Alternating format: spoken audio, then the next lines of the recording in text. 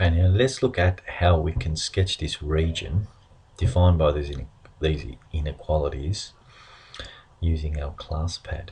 Now the first thing we have to do is solve both of these equations for y. So if you load up your class pad,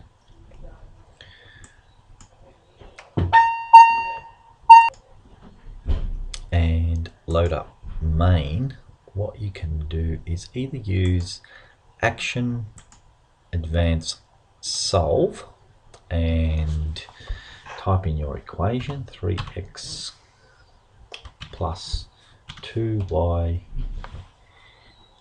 and to put in your inequality we use keyboard under 2 tab option and we put in less than 6 and we put a comma and we want to solve that for y. And then when we execute, there's our solution. The other way I could have done that was use interactive transform, advance solve and put the equation in there, and the variable that I want to solve is y. And when I click OK, I will get the same answer.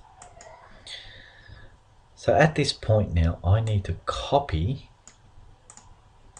this side of the equation into my graph part of calculator.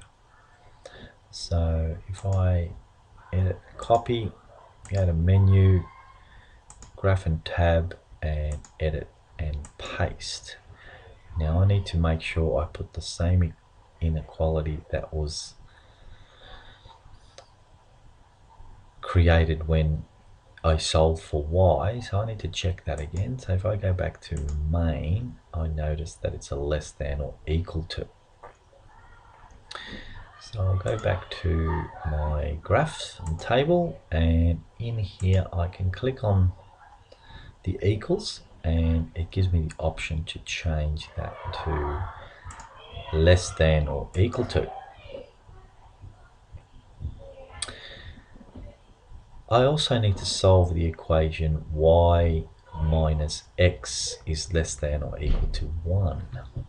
Now with that, I can just look at the equation and say, okay, if I want to solve for y there, all I need to do is bring x on this side of the inequality. So because it's a negative x on this side, it will become positive on that side. So my equation for that, when I solve for y, will be 1 plus x, and changing the equals to a less than or equal to. Okay, now if I hit execute for both my equations, or tick the box so it's ready to graph. A good idea also would be to change the thickness or the line that we're going to use for the graph. So for the second one there, I will use that one. So when I click on graph now, what I can see is my graph here, and if I just go to zoom and quick initialize, I can see it a little bit better there. And if I want, I can maybe use the zoom in and out, or use the little hand symbol to move it around so I can see it a bit better. Now in order for me to translate this onto paper, what I'll need to do is need to find the intersection of these two lines, which is here. I'll need to find the x-intercept here for this line and the x-intercept here for that line. The way I can do that is use analysis. So if I go to analysis and G-solve and go intercept, okay, it brings up the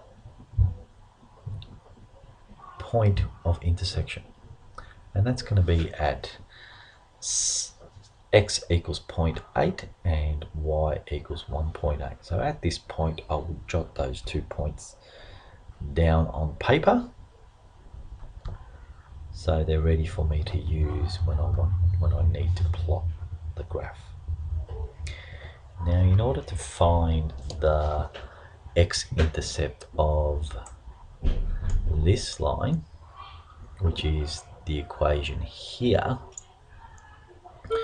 what I can do for that is, again, if I go to analysis, G-solve, and I need to calculate x, okay, what that does is just flash a little square telling me, is this the line I want to use? So if it is, and it is, I just click or tap execute, and it's going to pop up with the value that I want for y. And because I'm looking for the x-intercept, that means y needs to be 0. So if I put 0 in and then click OK, it gives me that value. So again, I will jot that point down, which is at x equals 2 and y equals 0. Now to calculate the x-intercept over here for the next line, again what I need to do is go to analysis, G-solve, xcalc, but this time I need to move this flash symbol, or the square flashing, to the other line. And to do that, all I need to use is the up and down arrow keys on my class pad, and once I move it down or press the down on the calculator, it moves it to the next line. So now at this point I can click execute, brings up the y value that I need to enter, again, which is 0. Click OK, and it gives me that point. And again, I'll jot that down, and because I've got those 3 points, I should be able to sketch the graph quite accurately as it is there. Okay, thank you.